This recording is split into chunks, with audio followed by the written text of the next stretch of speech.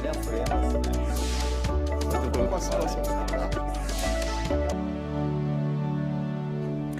O Brasil responde por 70% das mortes anuais da doença de Chagas na América Latina.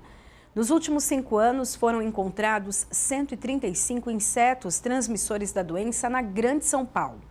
No programa em discussão especial, nós vamos tirar todas as dúvidas com o Dr. Múcio Tavares de Oliveira Júnior, que é cardiologista e coordenador do projeto Insuficiência Cardíaca da Sociedade de Cardiologia do Estado de São Paulo. Seja bem-vindo à TV Alesp, doutor. Muito obrigado, Priscila. É um prazer estar aqui. Que bom. Vamos começar primeiro explicando direitinho o que é a doença de Chagas? Sim. A doença de Chagas é a infecção ou a infestação de um indivíduo ou de um animal pelo protozoário que se chama Trypanosoma cruzi. Essa infecção ela pode se manifestar de diversas maneiras.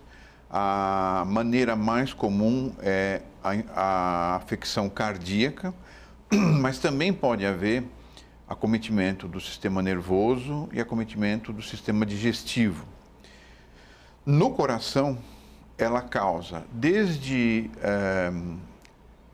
danos mínimos, apenas uma alteração na condução do estímulo cardíaco elétrico dentro do coração, até casos mais severos, mais graves, que é a dilatação do coração e a perda da função cardíaca, diminuição da força de contração. Uma doença que se chama coração fraco, leva ao enfraquecimento do coração. Isso a gente chama de insuficiência cardíaca. No trato digestivo, ela atua, o protozoário tem uma predileção pelas terminações nervosas, então o esôfago e o intestino perdem a capacidade de contração e leva ao que se chama megaesôfago. O esôfago fica dilatado, a pessoa tem dificuldade de se alimentar. Porque quando a gente engole, o esôfago tem uma motilidade, ele ajuda a levar a comida para baixo. Certo. E no trato digestivo também, o bolo fecal é levado até as porções terminais. Com a doença de Chagas existe diminuição dessa força, diminuição dano nas terminações nervosas. O trato digestivo é uma doença ruim, o indivíduo ficou obstipado e o tratamento é cirúrgico. Tem que pôr um novo esôfago ou tirar a parte do intestino que foi acometida.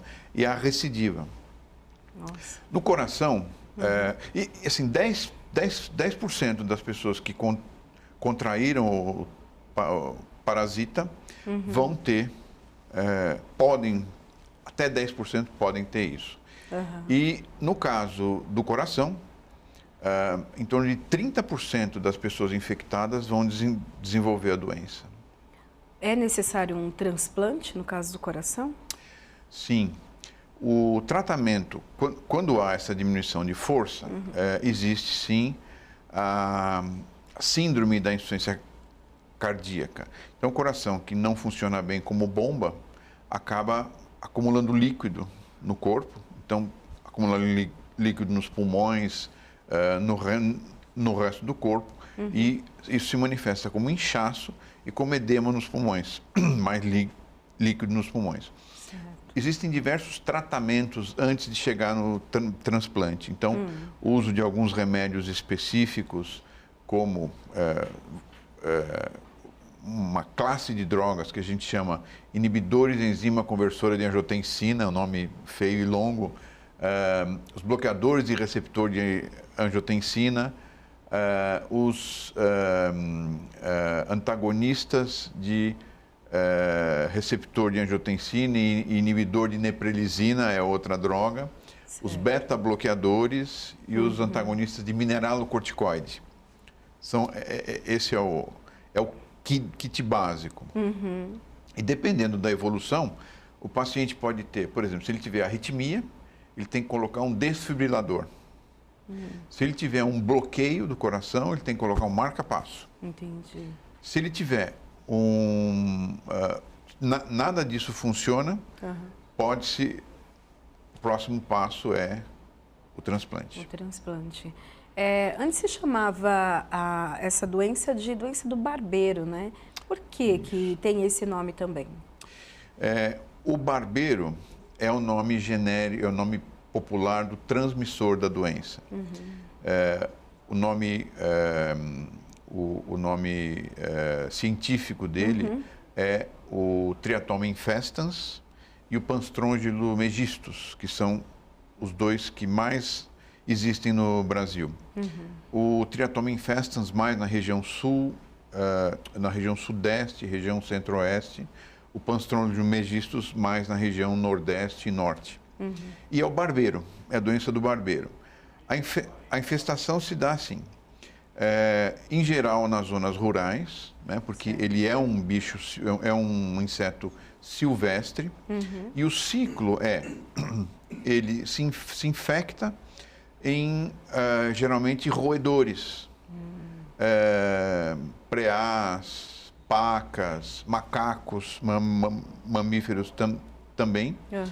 E quando ele migra para casas na zona rural, ou hoje em dia está aparecendo casas está sendo visto em regiões metropolitanas. Sim. O que acaba acontecendo é que ele busca regiões locais quentes e com luz. Certo. Então, naquelas casas que existiam antigamente de pau a pique, que é madeira e barro, certo, ficavam muitas frestas. Quando o barro seca, fica um monte de frestas ali. E é o local onde ele faz a desova, onde ele vai... E à noite ele vai se alimentar do sangue, se ele estiver na área silvestre, do sangue de animais, ou se ele estiver numa casa, do sangue dos humanos. certo. E ele pica para beber o sangue, e quando ele se alimenta, ele evacua. E as fezes do barbeiro é que contém o Trypanosoma cruzi. Então não é pela picada, assim como o Aedes aegypti. Então são as fezes dele. Exatamente. E aí a pessoa coça, ou leva a mão ao olho, e aí atinge a corrente sanguínea. Mas se ele deixar as fezes na pele e lavar, o risco de infestação é mínimo. Então a contaminação de humano para humano, só nesse caso de, sei lá, a mão no olho de uma criança, por exemplo, ali já é possível então uma transmissão. E no próprio olho. Né? Então, mas a transmissão de humano para humano é só assim? Sim. De sangue não há possibilidade? Não há. O indivíduo com doença de Chagas, ele não pode ser doador de sangue. Porque um percentual pequeno, hoje em dia, felizmente, antigamente isso era muito mais, levou à transmissão hemoterápica da doença de Chagas. Então, sangue contaminado transmite a doença de Chagas. Interessante que hoje a transmissão pelo barbeiro é uma parte muito pequena. O estado de São Paulo, quase zero. No Brasil, de forma geral, muito pouco. Certo. A transmissão maior hoje é por alimentos. Então, o barbeiro, ele faz, ou ele faz a sua moradia em cana ou no açaí. Pará hoje é onde existe maior transmissão da doença de Chagas, por conta do açaí. Aquela montanha assim, de açaí em natura, a região do centro do açaí ali fica quente. Certo. E é onde o barbeiro fica, é um local preferencial de moradia. Quando vão fazer o suco de açaí in natura, pega aquilo, coloca no liquidificador, moe de alguma maneira e moe o barbeiro ou moe fezes de barbeiro. Nossa. E as pessoas tomando isso, a contaminação pela pele é muito menor do que a contaminação no trato gastrointestinal. E casos graves da doença, do Chagas agudo, foram vistos em pessoas que tomaram suco de cana, garapa, né? Sim. Ou suco de açaí, infectado com barbeiro. Isso pode ter ajudado, então, a trazer essa doença para a capital paulista, já que ela acaba sendo da área rural, do Nordeste? O que aconteceu da gente estar coletando insetos e 30% desses insetos estão contaminados é o desmatamento. A hipótese mais provável é o desmatamento. Certo. Então, os animais silvestres migraram para mais perto das cidades. E com eles, o vetor, o barbeiro veio. Não se detectou ainda no estado de São Paulo nenhum caso de Chagas agudo, nenhuma transmissão por esse tipo de vetor, por esse tipo de transmissão.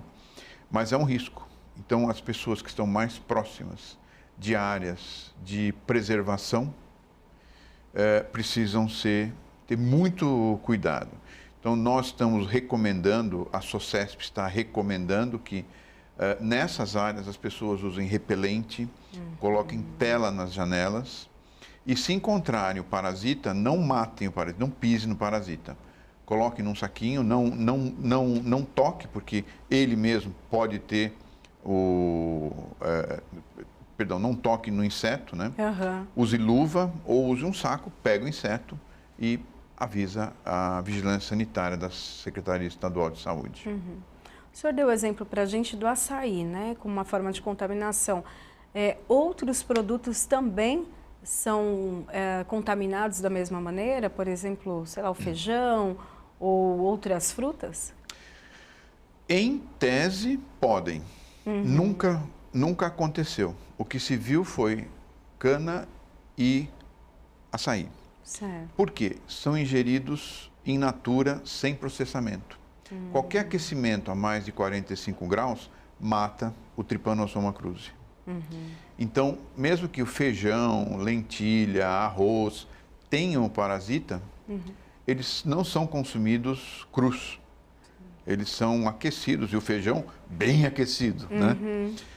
Então, isso mata o parasita. Então, o risco não é... pode existir. Pode existir. No café, por exemplo, que o café fica estocado em grãos, né? Muito parecido com açaí. Então, pode haver barbeiro ali. Mas não se detectou isso.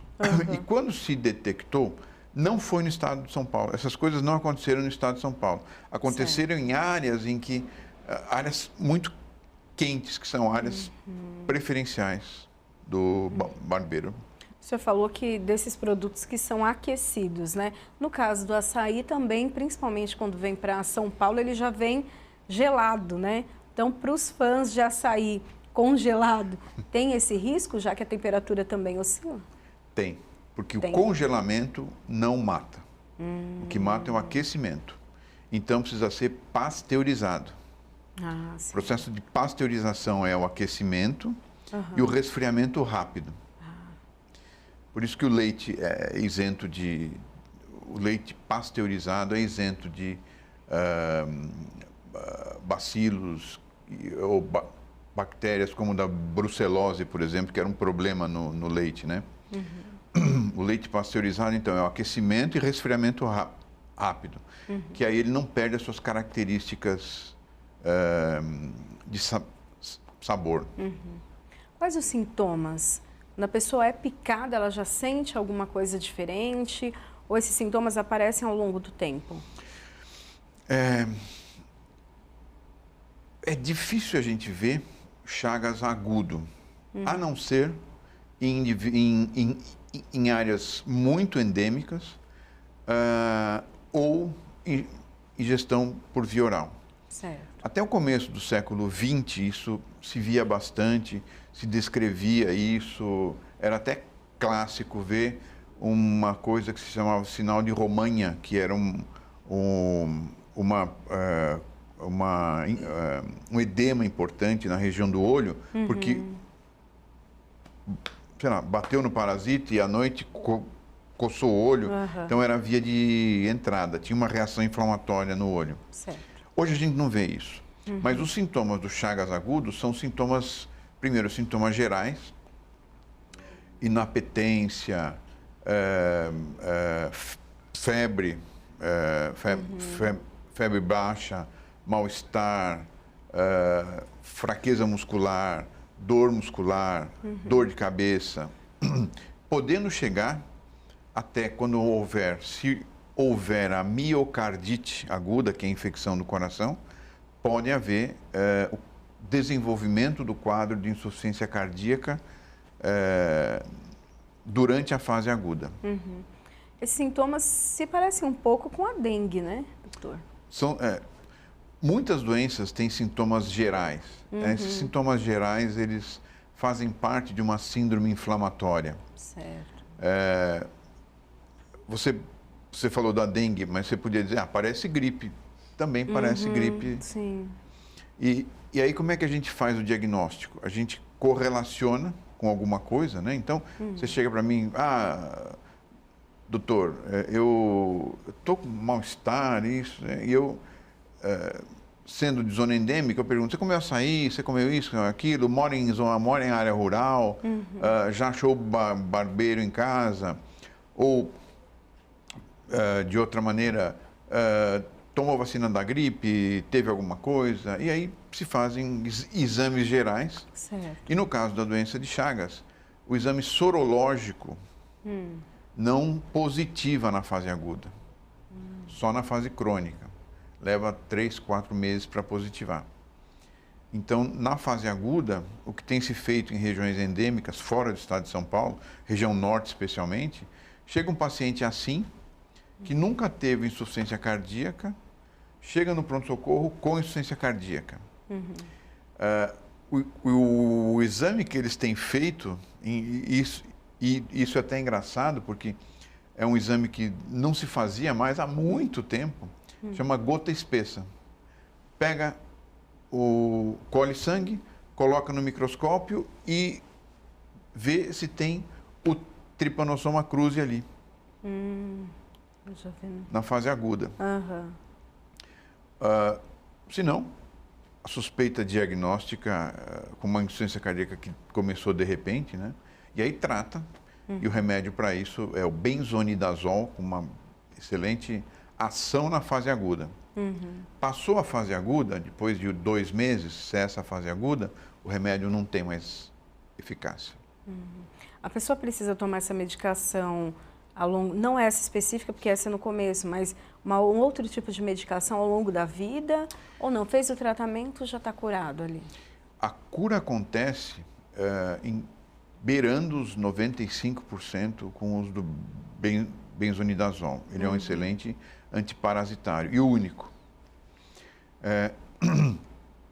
Se não passou disso, se passou a fase aguda e não tratou, tem que esperar. Porque ela pode entrar numa fase que a gente chama fase indeterminada, e é indeterminada exatamente porque não se sabe quem vai para um lado ou vai para outro.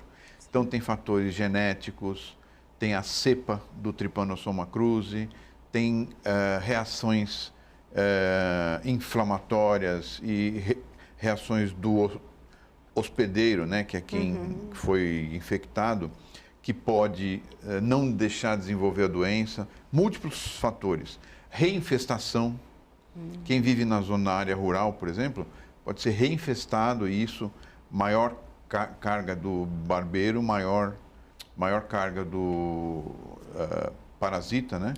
Maior a chance de desenvolver a doença. E de quem foi infectado, em geral, 30% desenvolve doença cardíaca. 10% desenvolve doença no trato gastrointestinal.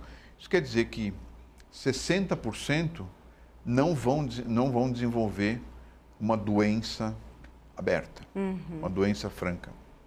Essa contaminação, ela dá para ser descoberta rapidamente ou não? Se a pessoa não, ela sempre vai ter sintomas, a febre, o desconforto, dor no corpo, ou não? Ela pode não apresentar nenhum sinal e a pessoa descobre quando faz um exame de sangue lá na frente. Você tem toda a razão.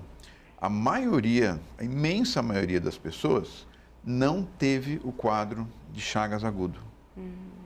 Então foi uma infestação, infestou pouco. Quando vai fazer um exame, por algum motivo, né? Antigamente se fazia o exame admissional, né? No começo, na metade final do século XX. É até estranho falar século XX, né? Que parece uma coisa tão lá atrás. Mas existia exame admissional de trabalho, né? Entre eles se fazia a reação sorológica para a doença de Chagas. E aí a pessoa descobria, nossa, tô com a chaga, que nem as pessoas falam, né? Estou com a chaga. Ou então fazia um eletrocardiograma, tinha umas alterações características da doença de Chagas, que é um bloqueio de duas partes específicas do coração. Há uma predileção por esse tipo de alteração no eletro. Se a pessoa faz um tratamento certinho, ela pode ter uma vida longa, ou quem tem o Chagas acaba tendo a vida ali encurtada? A gente não sabe, Priscila. A gente não sabe. Algumas pessoas vão desenvolver a doença, outras não. Então, na fase intermediária, qual o tratamento? Nenhum. Tem que esperar e ver se alguma manifestação ocorre. Porque vários estudos foram feitos com o uso do benzonidazol em quem passou a fase aguda. E os resultados foram ruins. Quer dizer, ruins não. Não houve diferença em quem usou benzonidazol do que quem usou uma substância inerte. Entendi. Então, não há tratamento para a fase intermediária. Se ela desenvolver megaesôfago, megacólon ou doença do sistema nervoso, o tratamento muitas vezes é cirúrgico ou nenhum, se a manifestação não for tão importante. Mas se ela desenvolver enfraquecimento do coração, aí o tratamento tem que ser precoce. Quanto mais precoce, com esses remédios que eu falei, né, com esses bloqueadores de alguns sistemas hormonais for feito, melhor a chance de sobrevida. E é importante a gente fazer isso, sim, porque a doença de Chagas, dentre as causas de insuficiência cardíaca, o que mais comum é doença isquêmica do coração, ou obstrução de coronárias, tendo infarto ou não. Mais comum, 30% dos pacientes com insuficiência cardíaca são por esse tipo de doença. Depois, 15% por hipertensão, 15% uma forma que a gente chama idiopática, quer dizer, não tem causa, e 10% são por doença de Chagas. Se a gente comparar a mortalidade dessas três causas, eu tenho insuficiência cardíaca por doença isquêmica, ou por hipertensão, ou Chagas. Chagas sempre tem uma mortalidade maior. Então, tratar é importante. A mulher contaminada, ela pode passar essa doença para o bebê? Pode, sim. Na gravidez? Pode, sim. E há cerca de 150 casos por ano na América Latina de crianças nascidas de mãe com doença de Chagas com sorologia positiva. Então, essas crianças têm que receber o benzonidazol, que é uma droga eficaz, porém com alta taxa de efeito colateral. Pessoas que acabam não conseguindo tomar por conta do efeito colateral. Mas sim, a mãe transmite para o filho. O que é preciso fazer, o que o governo precisa, de que maneira atuar, né, para combater, então, e não permitir que seja uma infestação no país? Tem feito desde há muito tempo. Certo. A SUSEM, Superintendência de Controle de Endemias, mapeia isso e nós tivemos no Brasil, em 2005, 2006, a erradicação de um dos vetores, que é o Triatoma infestans. Então, isso foi um sinal muito bom. A doença de Chagas, ela vem progressivamente reduzindo a sua incidência, a transmissão por vetor, né, que é o barbeiro, está cada vez menor.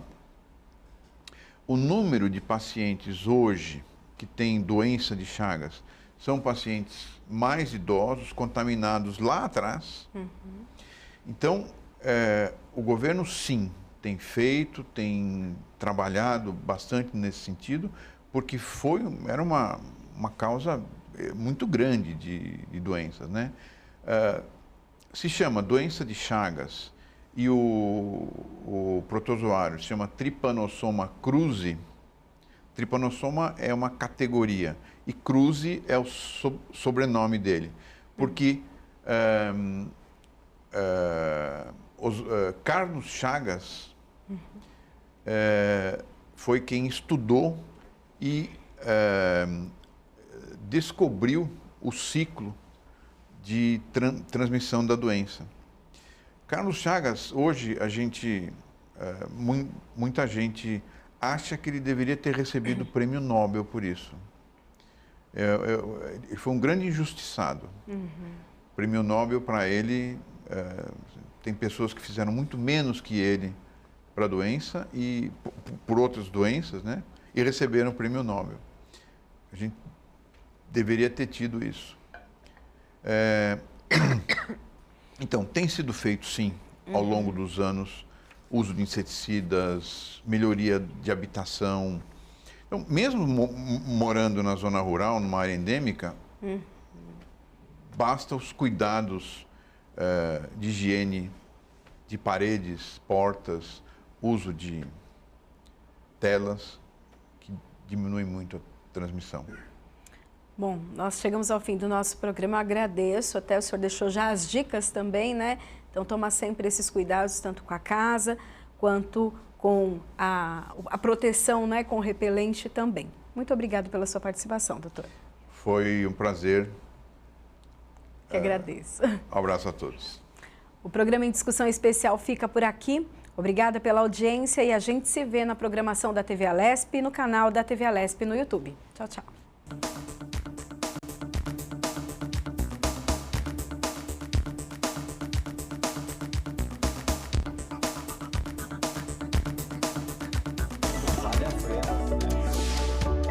Passar